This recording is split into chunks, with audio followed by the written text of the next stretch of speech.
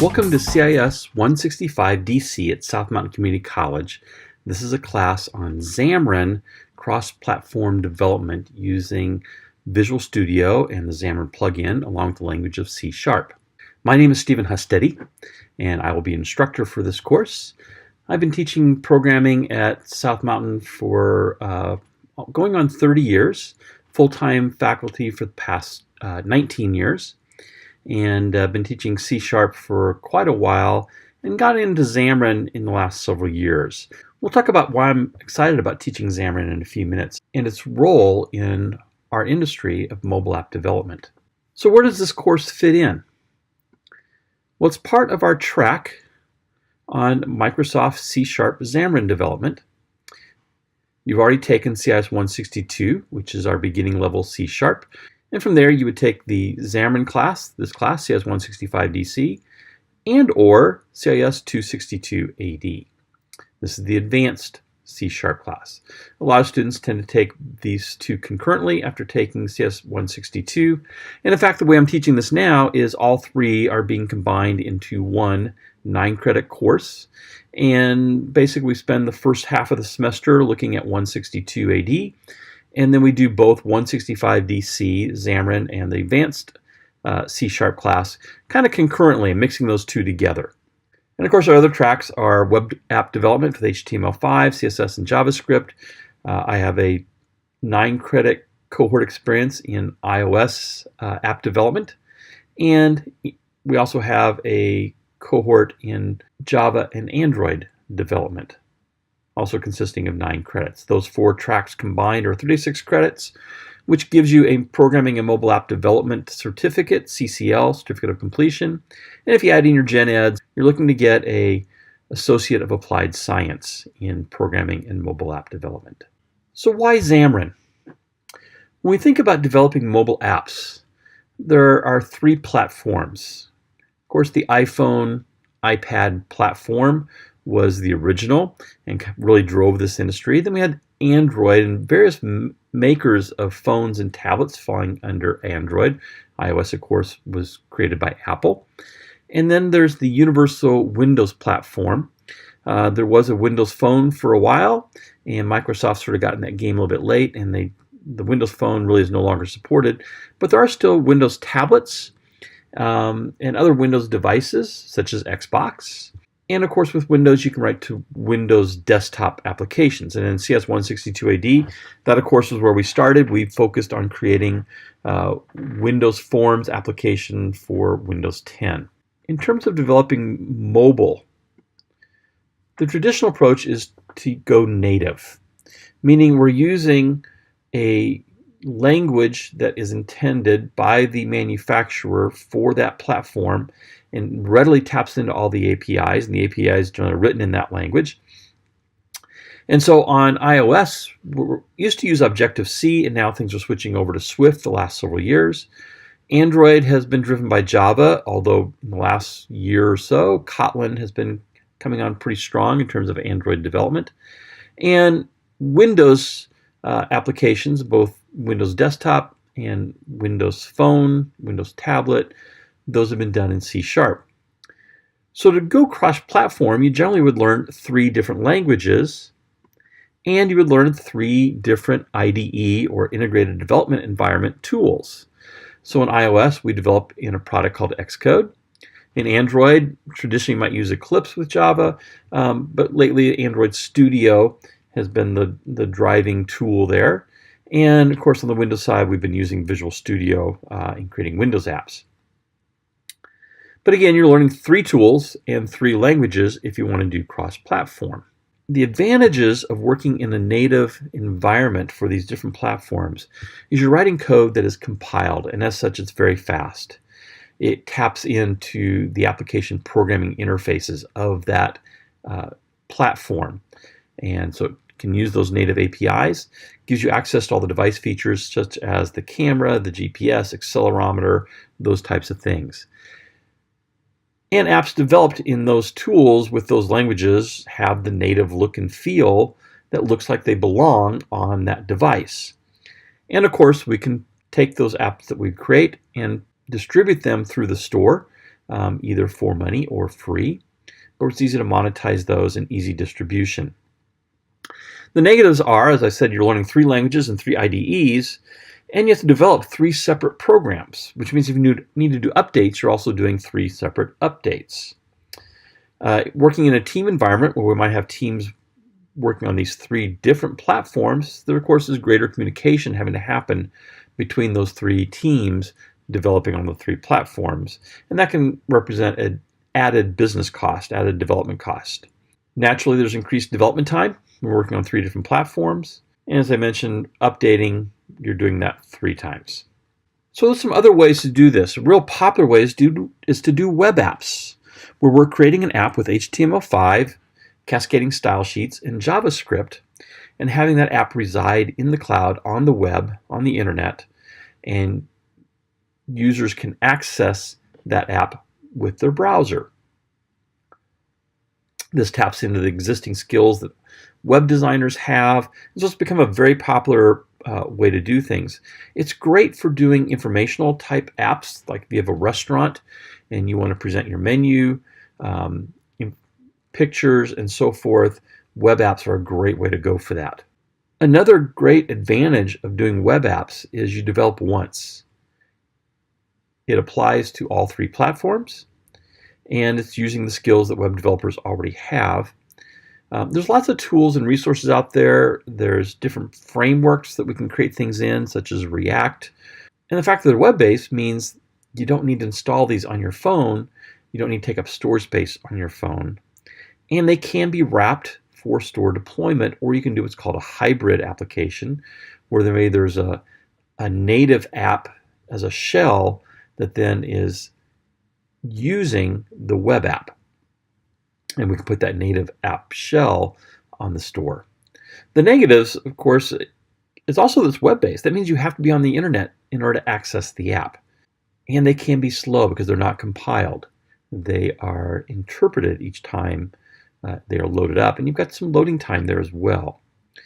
They're not great at accessing the device APIs, so there are ways to do that. But I think native is a better approach if you want to do things using the camera, the accelerometer, the GPS, that sort of stuff.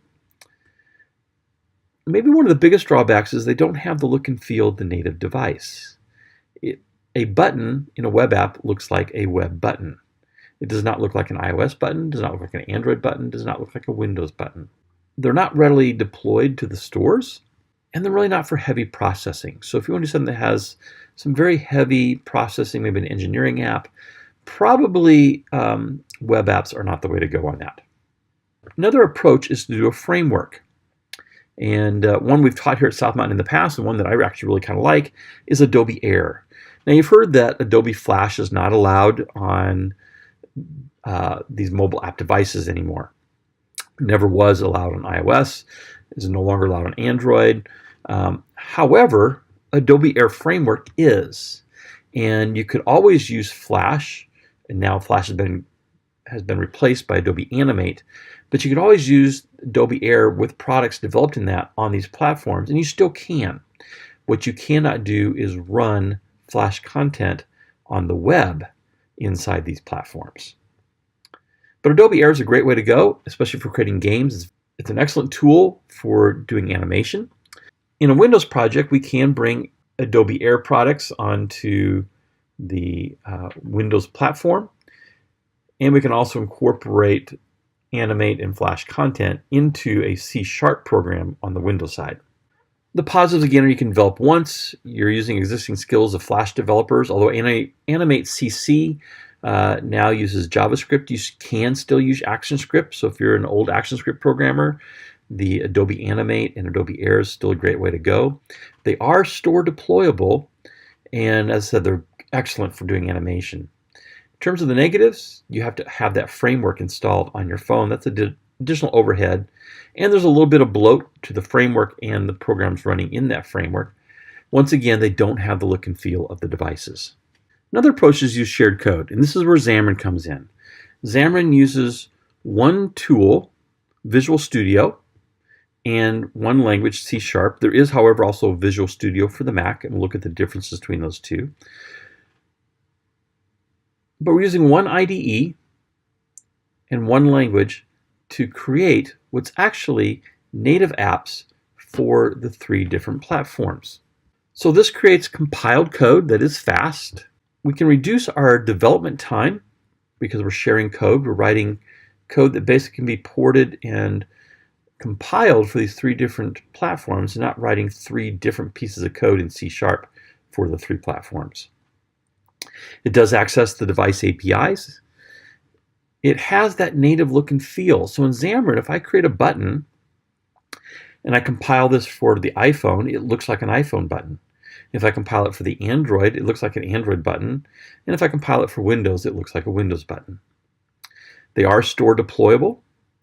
And since we're developing with C# and .NET, we have all the features that are part of the .NET framework available to us in our coding. Right now, there are over 20,000 APIs in .NET Standard 2.0 that we can use in Xamarin. And this includes things like web services and JSON and asynchronous threading and link. Some really cool features that we would normally use in just C# programming on the Windows desktop also apply to creating for these different platforms and mobile. The negatives that I have up here, actually this is from a presentation I gave a few years ago, and these are really no longer true. It used to be that Xamarin was pricey. It was $999 for an annual license. That's no longer true. Microsoft bought Xamarin back in 2016, I think it was, and Xamarin is now free. It's now built into Visual Studio. So that negative is gone. The separate UI development used to be we'd have Xamarin.iOS and Xamarin.Android. While those are available, that has now been replaced with Xamarin.Forms, where we can create our interface once and deploy it to these different platforms. As I said, the good news there is Xamarin Forms. The good news on the academic license is you no longer need an academic license. Anybody gets it for free through even the Visual Studio Community Edition has Xamarin available for free.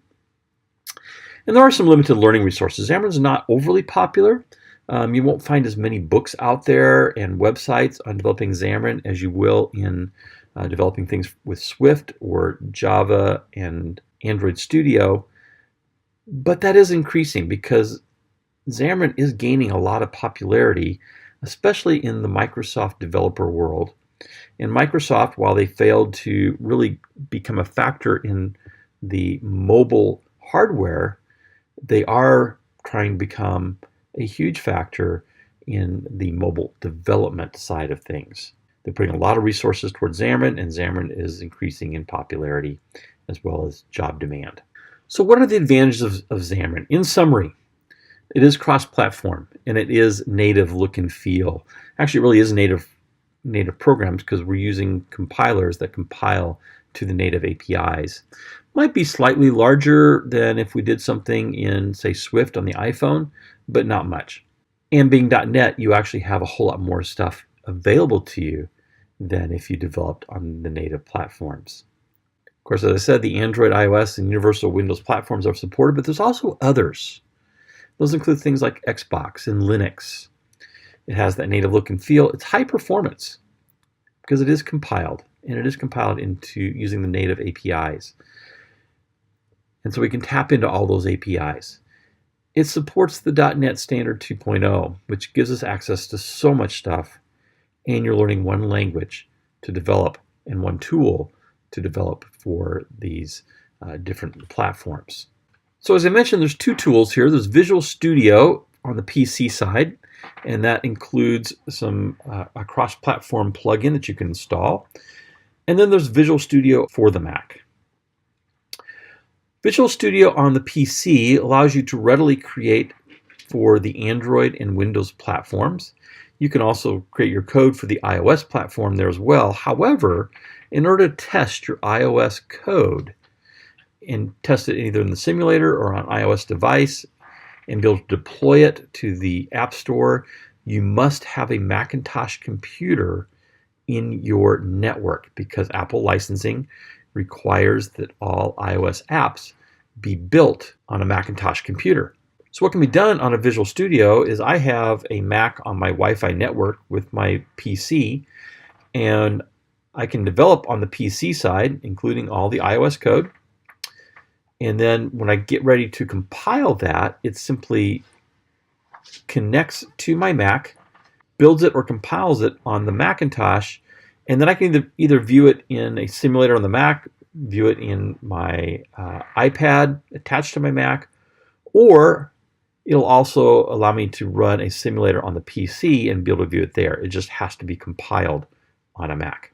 If you're only going to develop for iPhone and iPad and Android devices, I think Visual Studio on a Mac is probably the best way to go. I think the simulators on the Mac are a little bit nicer than the simulators on the PC side. Certainly, if you're going to develop for iPhone, I think developing it on the Mac is very advantageous. However, if you want to develop for the Windows platform, Visual Studio for the Mac, even though it's a Microsoft product, does not currently allow you to develop for the Windows platform. There's a way around that, and that is you can run something like Parallels, where you're running Microsoft Windows 10 on your Mac in a boot drive, and you can install Visual Studio Community Edition for free on that Windows 10 boot drive, and you can develop your Windows applications on the Mac using something like Parallels. It's not just these three platforms, though. As I mentioned, you can develop things for Linux. It's not just necessarily iOS. You can also develop for the Mac OS in Xamarin. So if you want to create something for the Mac desktop, you can do that. The Watch OS. So if you want to create something for the wearable devices, either on iOS or Android. Xamarin also supports the Android Wear devices. And then there's tvOS. On the Microsoft side, Xbox, you can create your Xbox games in Xamarin. Internet of Things is gaining a lot of popularity. And HoloLens, which is there's a mixed reality set of goggles that allows you to see computer-generated information, but to also be able to see the real world around you at the same time. A little bit different than virtual reality, where you tend to be immersed in a virtual world. This gives you both worlds with HoloLens. Those are just a few of the other areas where you can develop things with Xamarin. But most people are focusing on developing cross-platform mobile apps for iOS, Android, and phone. What are you going to learn in CIS165DC? You're going to learn how to use Windows Forms.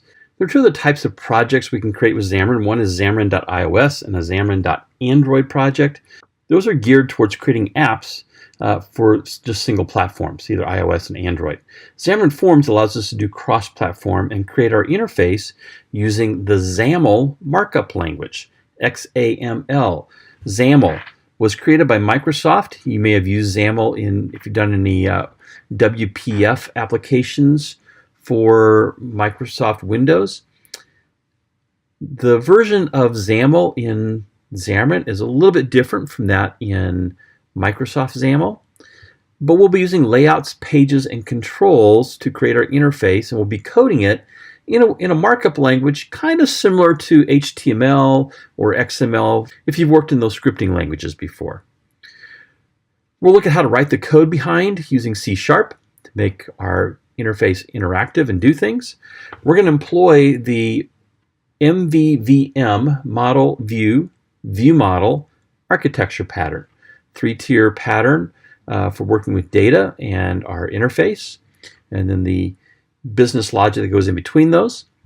We'll learn how to bind our controls to data sources. We'll primarily focus on SQLite. At least that's my plan at this point. We'll look at how to use resources and styles to change the look and feel of our app. Of course, we're going to do testing on simulators as well as hopefully on an actual device, both Android and iOS. And we'll look at how to deploy our final product to one of the stores or other ways to deploy. With Android, we can distribute our app outside of the Google Play Store. So there's various ways of being able to deploy. We'll look at how to navigate pages, backgrounding and data persistence in terms of if you get a phone call in the middle of your game you're playing, or you've been working in an app and your phone or tablet closes, how do you make sure that data stays there and you can bring it back? So that's data persistence. We'll look at dependency injection in terms of how do we tap into the native APIs. If we wanted to use the camera of the phone, or we want to use the audio system to play some music or a sound effect, we would use dependency injection.